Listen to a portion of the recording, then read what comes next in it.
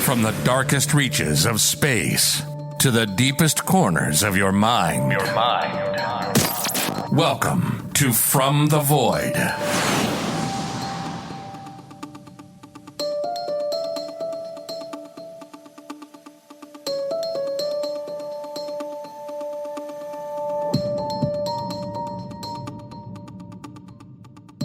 In 1920, a young woman named Amelia took her first plane ride, putting her on a course to change history, not only for women in aviation, but for aviation at large.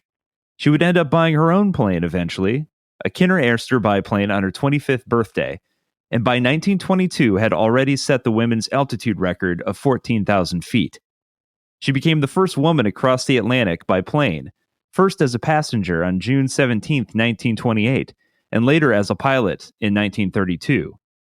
She would go on to win the American Distinguished Flying Cross and the Cross of the French Legion of Honor.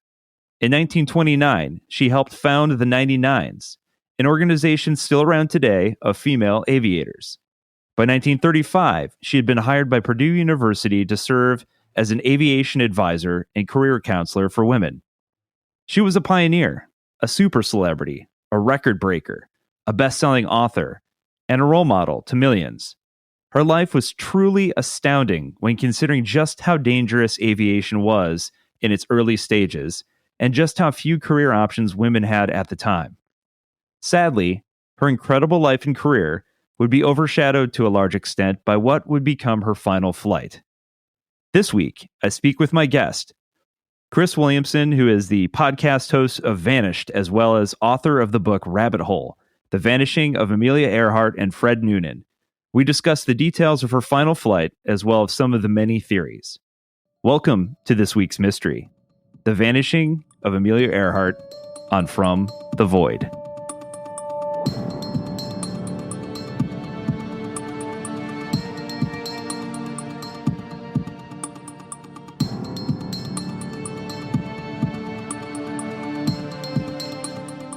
All right, Chris Williamson, brother from another mother, apparently. Thank you so much for taking the time out of your schedule to be a guest on the show today.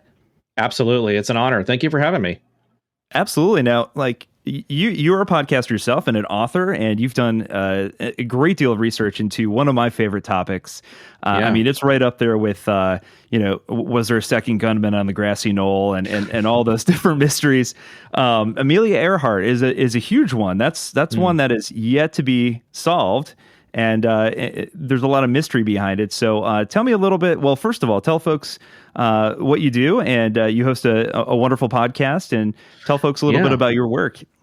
Yeah, I've got a couple of podcasts. So we started with Chasing Earhart, which, it's ironic. Tonight we're recording, toward the end of September here. We just relaunched a rebranded version of that show last night. And I have, if you include these new batch of episodes that will be coming out in the coming month or so, a couple months, we've got well over 100 episodes for sure, maybe 100 and pushing 120 on that show. And then I started a while back a podcast with my now co-host, Jennifer Taylor. We do a show called Vanished, and it started again with Earhart, as everything I do tends to start with.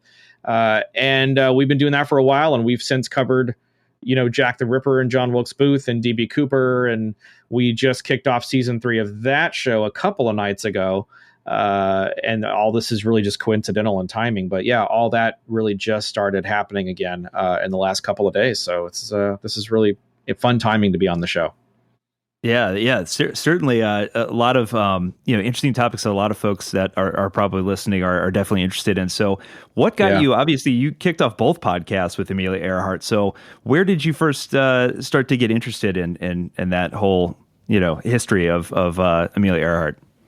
Yeah, it was when I was young. A lot of people come into this when they're young, maybe not as young as I did, but I started around third grade, around that mark. I remember it very vividly. A History Day project that my teacher was running at the time, and we were supposed to pick a person from history and do a report, very basic, of course, at that age. And I saw this image of Earhart. I didn't know who she was then. And it's a real famous image. If you Google her now, it's the bomber jacket photo image of her with her hands on her hips. It's a pretty, iconic image of her. And I just kept coming back to Earhart as I got through grade school and even into junior high and then into high school and then into college. It just kind of kept coming back around. And oddly enough, it left for a long time, for a good amount of time. And I just sort of picked it back up again back in maybe 2007, 2008 or so, and started doing, just research on my own on the back end. And we started reaching out to people back in 2014-ish, 15-ish, something like that. And here we are, 2022 years later doing it. So it's one of those things that just, it's always been part of my life. And really the story I've just told you is not unlike a lot of the stories of for people who get involved in these cases. Yeah. So set the stage for people. What era are we talking about here? So Amelia Earhart was really a pioneer of her day, but kind of set the stage for, what was aviation like in those days?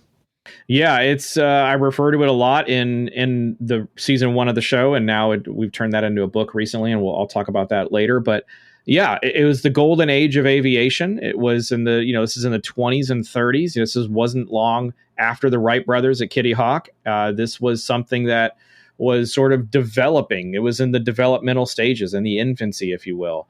And Earhart came up and just exploded onto the scene. Once she took part in the first transatlantic flight as a passenger, even. So before she even got behind the wheels they got into the cockpit, so to speak, she was a star. And she had been flying prior to that. They were looking for somebody to sort of take up that mantle and be the Lady Lindy, the female version of Charles Lindbergh, just years after Lindbergh got so world famous. George Palmer Putnam, to his credit, Amelia Earhart's business manager and eventual husband, saw something in her right away when she walked into his office and met with him initially. And so this was a woman who just exploded onto the scene. The scene wasn't ready to handle sort of the enigma that she would become really quickly. And Earhart just sort of rose to the heights of aviation, the likes of which we've still never seen. I mean, there's a lot of stars in aviation now, of course, but when you say women in aviation, people are going to say Amelia Earhart. They say that for a reason. And that's not to discredit a lot of really fantastic female aviators out there that don't get their due. But I think Earhart did a lot for aviation in general. And of course, her disappearance is like the juiciest disappearance in history. So you add that onto it, and it's a whole another thing. Yeah, what's interesting, I was listening to your past episodes and learned a lot. I just didn't know. You guys really do a great job of going into great depth and kind of explaining kind of the background of the whole environment of the period. And so it's like one thing you just mentioned that aviation was still in its infancy. So it's one thing to be a male pilot back in those days when it was a very male dominated society. It's another thing to be a female pilot back in those days and just getting the opportunity. So talk about, and also the other thing that was interesting too was just how dangerous it was. Like I remember you guys talking about the fact that oftentimes like they would have some sort of get-togethers or whatever, and there would be pilots who'd be missing because they crashed and died. They had since died. Yeah. So talk about that a little bit, like just how dangerous of a job was this? Yeah, it was. Everybody had stories. Everybody had crashes. Women died in crashes. Men died in crashes. It was not I'm after talking to a lot of the experts that were on the show and that took part in the book and everything, I'm hesitant to say that the planes themselves were unsafe, because as Boyd Kelly in our very own show says, a lot of these planes are still operational today. These planes are still, pretty safe, and it was as safe as it could be at the time. But on the flip side of that, it was an experimental, like I said, developmental time in the air. And women were sort of coming into their own and showing people what they could do. They had been sort of held down for a long time. It would have been dominated by men, as you mentioned. And when they got a chance to get into the air, not only Earhart, I mean, Florence Klingensmith, Poncho Barnes, Ruth Elder, Ruth Nichols. I mean, there's a lot of women. You could go on for a long time about a lot of these people. Bessie Coleman, for God's sakes. I mean, a lot of really incredible women. Earhart was sort of just at the head of the pack, and when she could have taken a lot of her fame and a lot of her admiration and used it selfishly, she chose to use it selflessly and actually push the women around her and push the notion and the idea of women in aviation as a whole. And so, yeah, it was a very unsafe, unsure time in the sky. We have a chapter in the book, and it's the title of, I think, episode 2 of season 1 now is called 1,000 Ways to Die in the Sky. There really were at that point 1,000 ways to die in the sky. A lot of crazy things could happen. So yeah, if you were going up at that point, male or female, it was scary. And a lot of those people died. They paid in blood for a lot of the strides we've made in aviation today. So it's a lot of those people deserve a lot of credit.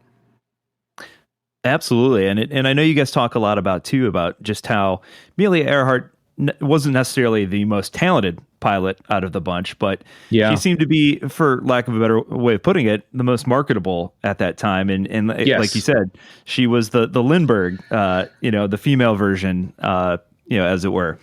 Yeah. Absolutely. And that's an interesting point. It's an interesting, argument to discuss, because a lot of people say that, yes, Earhart was not maybe the best pilot in the world, but she was the most well-connected. She had the best management. That's absolutely true.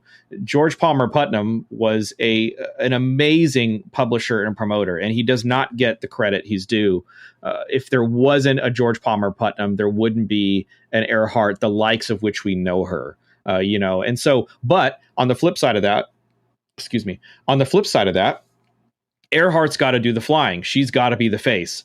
And Earhart had this really, I compare her all the time. People kind of look at me sideways sometimes, but I compare her all the time to sort of what Marilyn Monroe can do at the time. She could just turn it on. She was very self-aware around media and around people that wrote for the newspapers and around any kind of press. She knew how to walk a very fine line. She was a larger than life personality. Make no mistake about it. It seems when you look at some of the stuff that she's done and you look at her talking and you look at her being sort of quiet and coy, that was absolutely part of the persona. And she could, on the flip side of that, cuss like a Marine Corps DI. She got her hands dirty. She hung with the men. She was really involved in the scientific aspects of things. She was a very different kind of face, a different kind of persona. And I think that's one of the things that makes Earhart so special and makes this case resonate so much. It's because of who was at the center of it. This is not a serial killer. This is not a bad person. This is a person that was and still is really America's sweetheart to this day, when you look at it. Yeah, I mean, it's just all the odds that she was up against during that day and age. You have to have a fire in your belly, I would presume, to be able to push through all the obstacles that she no doubt faced to be as successful as she was. So, where did this love of flying come from for her? Like, when did she start to develop this desire to be up in the skies? Yeah, that's a good question. She kind of just did things. It wasn't like when she was a little girl, she knew she was always going to fly. It wasn't like that. It's actually not that romantic. It's really more of a scenario of her trying lots of different things in her life and excelling at lots of different things and sort of stumbling across aviation. It wasn't until she went up into the sky herself, alongside Frank Hawks, who took her up in an aircraft, for her first flight. It wasn't until she tasted that, essentially, that she knew, okay, this is the direction my life is going to go. And she has a famous quote, as soon as I was, 100 feet off the ground, I knew I had to fly. So she was, she really knew at that point. But prior to that, she had seen aircraft and wasn't that impressed. She had been going through a lot of different sort of crossroads in her life. And I think that sort of makes her relatable when, young kids are going through research processes and programs and things, and they're doing reports on Earhart. They're realizing that, this is a woman who was sort of looking for her way and came across aviation and made a decision and just went with it. And that's really how it happened. It wasn't, it's not as romanticized as it could be, but she came into it by accident, to be honest with you. And she was just intrigued as soon as she got into the air, like a lot of women probably were at the time when they tasted air for the first time. It was a special experience. Yeah, absolutely. So talk a little bit about her progression to, I'm sure when she first set out, it was just, the desire to fly and to get experience. But how did she go from that point to becoming kind of the face of aviation, at least, at that period? Yeah, I think she knew right from the get-go, as soon as she really attained a certain level of fame, she knew that she could parlay that into something positive, to raise really just awareness, and to raise really confidence in the idea of women in aviation. And, she had a lot of friends. She participated in a lot of different races, air races around the country. She really worked double and triple time, after flights and after doing all that stuff, to sort of become, to stay that face and to promote aviation. That's why a lot of people tie that into the idea that she wasn't that good of of a pilot, is because, well, she didn't physically have enough time to get up into the air and practice as much as a lot of the other women did. She was busy. She was doing other things that were beneficial to everybody in the end. So I think, she catapulted really overnight. And then when she made the first transatlantic flight solo in the Vega, that's really if she was already really famous, and that just launched her into a whole nother stratosphere. And at that point, I think that's where she really, linked up with Putnam at that point. I mean, they had obviously known each other prior to that and all that jazz, but they really turned it on and kind of like went into the stratosphere at that point. And she just, I think it was in her nature to promote, aviation in general and women in aviation. She wanted a legacy. She wanted an impact. She was going for the biggest historical impact she could possibly make. And I think she was well aware of what her contributions to history were at the time, or were becoming at the time. So very self-aware woman, very smart. Yeah, talk a little bit about too, because one of the other obstacles she must have faced was, flying back in those days is quite expensive. Mm-hmm. So how did she go about, funding these endeavors? Yeah, she had a really interesting career as a product endorsement, person, for lack of a better term. She was, so like, you have all these people that are social media influencers now and everything. She was, think about that, but maybe like to the 10th degree, because she was actually, she was doing something major in aviation, and she was using that to endorse products. Everybody wanted her to be the face of everything from tomato juice to cigarettes to cars to luggage. She was an editor for Cosmopolitan. She was a lecturer. She was making, $300,000 to $400,000 probably a year just on the lecture circuit. Now if you look at it in today's money. And so she was making some really good, good financial moves and professional moves with the assistance of George Palmer Putnam, her husband, who was managing her career full-fledged at this point. And she was making the best of it. And that's how she was supporting herself. Coming up, she worked every imaginable job you can think of. She was a social worker when they found her in Boston. And I think she really had a love and a talent for that, and probably would have gone into that. Prior to that, she was a nurse at the end of World War I. She treated a lot of the people that came back from the war, and that's where her distaste for war sort of grew and festered, and that ties directly into some of the theory later, if depending on what you believe, as far as what her attitude might have been towards different acts and different things. But yeah, she had done a little bit of everything. Again, not unlike a lot of women in that time. They were working lots of odd jobs to be able to pay for their flights, to be able to pay for their training, and then to be able to buy their first airplanes. I mean, this was grinding, ground up, floor up, to the top kind of stuff. And she was definitely in there in the mix doing it. So talk about all this, leading up to, she's engaging in these races, and getting this practice in, and then she makes this transatlantic flight, as you mentioned, at first as a passenger, and then she makes the flight, where she's piloting herself. Talk about what a big deal that was, because now it's commonplace. We're making hundreds of flights transatlantic every day, but it was fairly unusual back then, right? So talk about how dangerous that was. Yeah, it hadn't been done. This is open biplane, open cockpit. You're in the elements. You're in the weather. This is not a comfortable. I mean, how many times have you been in an airliner and it's gotten a little bumpy and it's get a little scary at first. You imagine you being out in the elements. There's no GPS. There's no satellites. There's no navigation of any kind, and you're going at it without a navigator. This is before the world flight. This is before Fred Noonan comes into the picture and all that jazz. this is her by herself in the elements. And that's very scary. And she was in uncharted territory, absolutely, in a lot of her career. And this seems like a woman who was very comfortable in uncharted territory. She loved being in that position. She loved being able to break through into things, into complete things that hadn't been done prior to that. So, this was a very scary time because you're flying across the Atlantic Ocean. I don't know if you've been, it's a big ass ocean. It's really, really big. And again, that comes into, the Pacific Ocean, that comes into play later when she's trying to spot Howland Island and she's out in the middle of nowhere, and it comes into some of the theory there. But it's like, it was a really, scary, difficult thing to do. But she seemed to have a grasp on fear. And we talk about this a lot. She seemed to like just really push into fear and lean into it and just sort of, go straight on to it and then go through it. And that's what she sort of, that's why she was sort of so well loved and well, known instantly.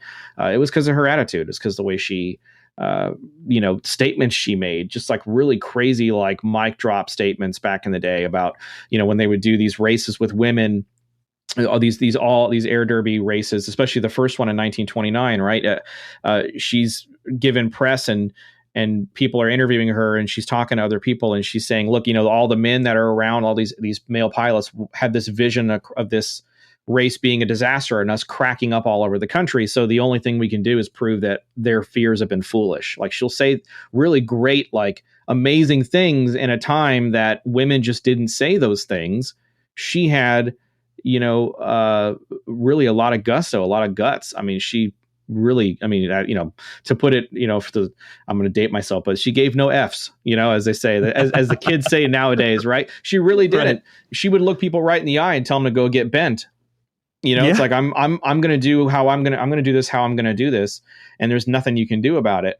And she would then go and do it just like she said she was going to do it. So yeah, just an amazing person. And it was just sort of ingrained into her soul. It was kind of like meant to happen the way it happened. Yeah. It just seemed like she was the perfect candidate for what they needed at that time. Yeah. She lifted. That's what she did. Oh man. So talk about, so she completes this transatlantic flight. This is a huge deal. And so like really after that accomplishment, what's next? How do you top that? Yeah, she starts breaking all these altitude records, 14,000 feet. She breaks the autogyro record, which is this really experimental aircraft. If you look them up, they're really great. She breaks Pacific Ocean records. She breaks speed records. I mean, it just literally, every couple of months or whatever, she's adding a record. Some of those still stand to this day, which is pretty remarkable. So she just started. Some people for Earhart, I really feel like some people get really greedy for money. She just got real greedy for respect. And I think that acknowledgement really played into a lot of her actions. She did things because, people said that she couldn't do it, and she wanted to always leave no doubt. So she just started after the transatlantic flight, after the second one on her own. She gets back and there's ticker tape parades and all this crazy stuff. And she could literally stop then if she wanted to, or just rest on her laurels and lecture for the rest of her life and probably live a pretty cush life. But she decides to go harder and faster and further and farther and all those things, that continue to inspire women now to this day. So, and men, I should say that to correct myself, just people in general. But yeah, she just starts breaking records. She starts collecting records like people collect baseball cards. And she's doing that in like the golden age of aviation when people were falling out of the sky all the time and stuff. And, here's this woman that's just like this triumphant hero. The country looks up to her, men and women, boys and girls, all, look up to her. They flock to her like she's a magnet. It doesn't get any, if you look at some of the stuff on YouTube and some of the stuff, like, it doesn't get any crazier than that. I mean, she was square in the public eye, and that's what she continued to do. That's how she built her career. She wanted to break records and just build up this really crazy career. And that takes you really to the world flight, which is her last, her coup de grace, her final attempt after building a pretty great career in a short time. So this final flight, the infamous one. So talk about like what was the original plan in terms of this flight? What was she set to accomplish there? So she wanted to fly around the world equatorially, and she wanted to do it. She wanted to go out with a bang. She was a lot of times in press. She was saying it was her coup de grace. It was her last real long distance stunt flight she was going to do. And after that, who knows? That's a whole nother fun, nest to speculate on. But initially, she was going to go east to west, and she had actually started the flight with a little bit larger crew. They had somebody for radio. They had Fred Noonan as navigation. They had Paul Mance, her technical advisor. Her husband was with her, and they actually start the flight, and they have a successful flight, and they set yet another record on the way from Oakland to Honolulu, to Hawaii. And they get to Hawaii, and everything looks good when they land. Everything is good there. And then everything changes on the morning they leave Hawaii.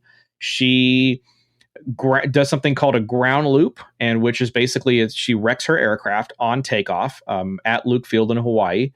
And the aircraft has to be, repaired. It's beyond repair. There's images of this online. You can look it up, and you can see the images, and they're standing on the aircraft, and like the propellers are bent. It's a disaster, the biggest disaster she could have at that point. Financially, professionally, all that stuff. And again, instead of running and hiding, they get out of there pretty quick and get back to California, and her plane has to be shipped back via a boat, via ship. It gets back, and they repair the plane. And this is where some of the theory starts to come in, because we don't know how she got the money to repair that plane or to rebuild that plane. I should backtrack a little bit and say that she had been with Purdue University for about a year and a half prior to her disappearance, or prior to her world flight, roughly. And she had really established a lecture center, or not a lecture center, but she established a career there as a lecturer, and she was hired on as an advisor and a counselor. And they were doing a lot of scientific stuff. They had built a lab, and she made it to where women could, her words were, they could tinker with engines, and they could learn about the inside of stuff. She was really pushing science and all that jazz. So that's a whole nother thing. But she had that established for about a year and a half, and they believed in her so much that they financed the initial build, her Lockheed Electra, and she took delivery of that, and that's the one that she wrecks in Hawaii. So when it comes back to be rebuilt, some people that believe that Earhart was a spy start to argue that the only reason why she was able to take off the second time and have the plane rebuilt was because it took something like 10 or 11 branches of the U.S. government in the middle of the Great Depression to come together and rebuild her plane. And at the time, this was prior to World War II, and there was maybe some reconnaissance work she could have provided as some assistance. We know Lindbergh was a spy. That's not out of the ordinary for the U.S. government at that time.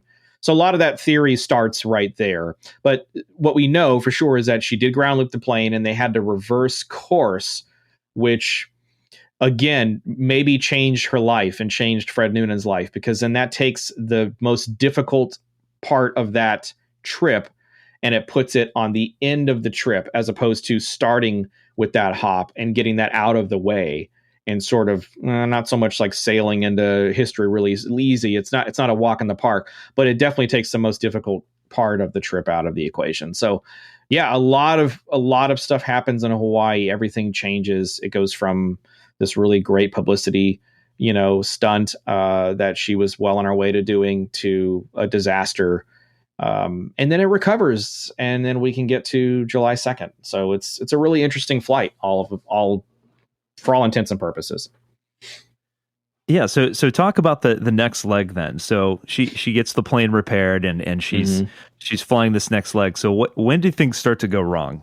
She flies the whole flight. I mean, for the most part, that adds to the sadness of this. She flies the whole flight for the most part, about 90% of it.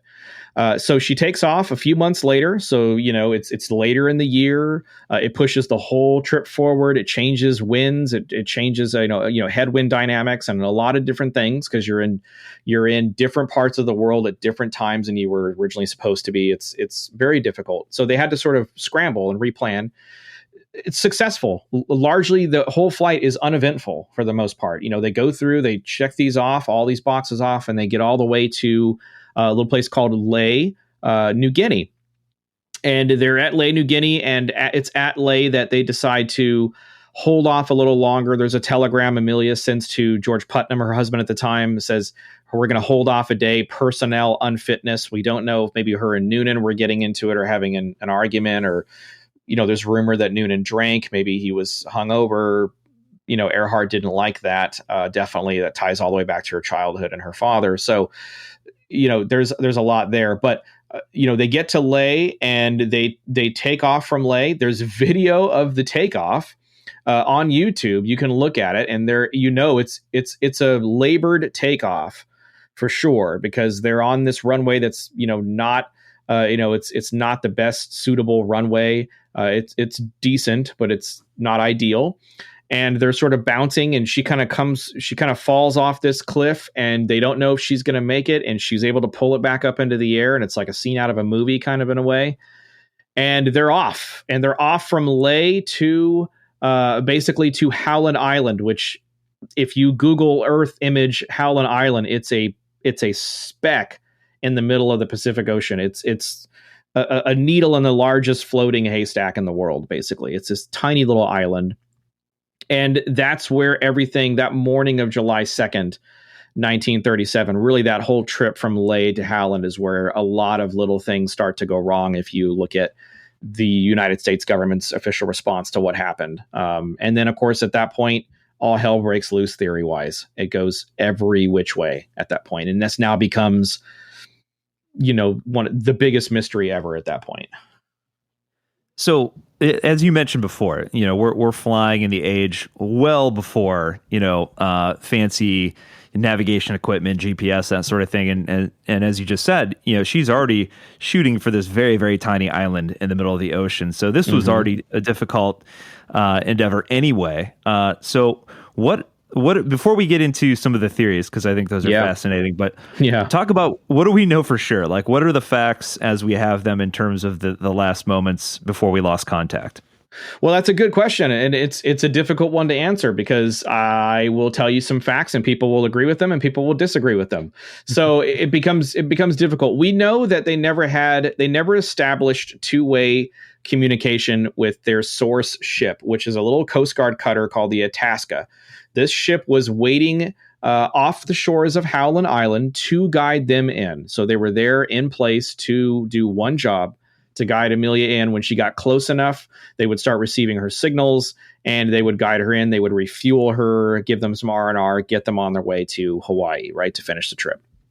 So there are a bunch of radio men in the Coast Guard cutter Itasca radio room. Chief among them is a man named Chief Radio Man Leo Bellarts. And what's really great about that is we actually have audio testimony from an interview he did with Elgin Long way back when, and we were able to bring him into the modern day courtroom trial that we did for this, which was a lot of fun. But he testifies, he's on record saying that they could never establish two-way radio communication with Earhart. So there's a lot of speculation for this. Is it just because they were having some radio problems and it's a sum of a lot of little things kind of deal, or is there something more nefarious at play? She's frantically calling out to them, saying that, gas is running low. We're flying at 1,000 feet, unable to reach you by radio. So she's like firing all these things off, kind of like us when I couldn't hear you earlier, right? So I'm firing things off to you, and we can't hear each other. But nobody can communicate there.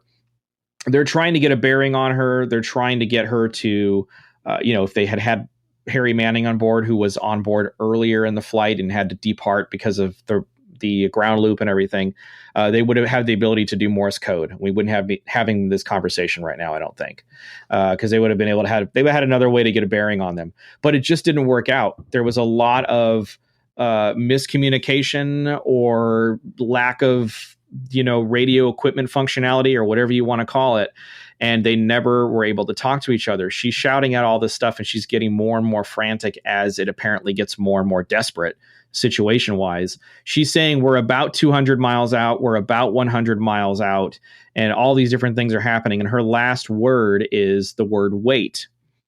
And that's the last thing that the Itasca registers that she says. And what's really interesting is there was a well-known misconception, I guess, for lack of a better term, that Earhart started to whistle into the radio in order for them to try to catch a steady enough signal to get a bearing to try to help her out. It's sort of like maybe a desperate, like a Hail Mary attempt. Well, we heard from Leo Bellart's, and in Leo Bellart's very own words, he says, a lot of people think it was a whistle. I was on the other end of that. I heard it. It's not a whistle. It was like a scream. It was like a scream of terror. So this woman who had been fearless up to this point and conquered all this fear, we might have got a glimpse into her final moments of desperation and her completely being fearful that she was about to die. We don't know what happens after that point. So at that point, we can go anywhere you want to go as far as, speculation. Was the reason they weren't able to communicate two-way radio, was that because she had pre-recorded the calls and it was part of a spy mission and they were never going to get that feedback from her because she was never in the area? Could it be that she was in a different time, that she was on her nighttime frequency and they were on their daytime frequency and there was some miscommunication and they couldn't figure that out? There's a lot of different things that go into it. One thing that we do know for sure, speaking of facts, is that we have those call logs, those Itasca radio call logs. And Jen Taylor, my co-host for the show, really puts a lot of effort into the show, stressing that these call logs, and she's right, are gospel right now, because it's like the final text messages in a domestic, violence, murder situation or something like that, some horrific thing like that. So we have these, and on the call logs, the Itasca guys are actually constantly writing out something called S5, S5, S5. Well, that stands for signal strength 5. Signal strength 5 is, at that point, was the strongest signal strength they could get when it comes to telling how close Earhart might have been to them. So signal strength 5 is probably about 200 or so, or maybe even 100 or so miles out from them. And they're constantly writing S5. So according to the Itasca, her radio signal is transmitting that strongly. Leo Bellart's makes a statement in our show. I stepped outside the radio room and expected her to fly out, bust out of the clouds and fly over the horizon. And she just never showed up. So that's what we know. That's all we know for sure. Anybody could come on here and tell you, well, we know this and this and this. We don't. That's what we've got. We've got the call logs and we've got the official story. And then everything else is theory and idea and speculation. And this might have happened, and this might have happened, and this might have happened. That's what it is. So from this point on, we're going to be speculating, as educational as we can, but we're going to make educational guesses here based off of circumstantial evidence, and lots of it.